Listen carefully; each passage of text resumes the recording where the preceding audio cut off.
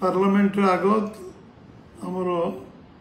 यशस्वी प्रधानमंत्री नरेंद्र भाई मोदी नेतृत्व में आमर अर्थमंत्री जो बजेट आगत कर एक ऐतिहासिक बजेट ये बजेट को ओडिशा प्रदेश भारतीय जनता पार्टी स्वागत करुच्ची एवं लोकाभिमुखी बजेट एवं युवक महिला एवं गरीब लोकों एवं अन्नदाता ये गोटे सर्वसमावेशी बजेट एवं बजेट समस्त आत्मनिर्भर भारत को तैयारी करिवो विकसित भारत तैयारी करिवो जो लक्ष्य 2047 में प्रधानमंत्री रखिंट ये बजेट निश्चित भाव में गोटे कम्प्रिहेन्सिव बजेट एवं ये बजेट रे आमे समस्त विकास दृष्टिकोण समस्त आर्थिक विकास दृष्टिकोण ये गोटे जुगोपयोगी बजेट एवं समस्त गोटे उपादेय बजेट इधर कृषि उपर गुरुत्व दिखाई किसान क्रेडिट कार्ड को 3 लाख रु 5 लाख टका बंद कराई एवं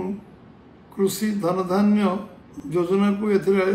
100टी जिला को नियाई एवं जलसेचन कृषि उपर गुरुत्व देवाई ये योजना कराई आयकर सीमा को 12 लाख टका पर्यंत अभिवृद्धि कराई एवं आमे कंढे सारा विश्वर नेतृत्व नवा एवं ये इंडस्ट्री करिवार गोटे आरंभ होती भारत आगे अच्छी आहरी प्रमोट करने योजना को कार्यकारी करने 10 वर्ष भर 120टी विमान बंदर उड़ान योजना को क्रियान्वयन करने एवं ये सबु प्रकार आज विकास धारा को बढ़ेवा ये बजेट आभिमुख्य अच्छी एवं समस्ते ये बजेट को स्वागत निश्चित भाव में करेंगे कारण ये बजेट हूँ समस्त में उद्दिष्ट बजेट पूरा समाज को देश को 140 कोटी लोकों को हृदय को छुआ भली बजेट एवं निश्चित भाव में भारत 2047 विकसित भारत हम एवं यशस्वी प्रधानमंत्री जो स्वप्न अच्छी से साकार हम ए कौन संदेह नहीं।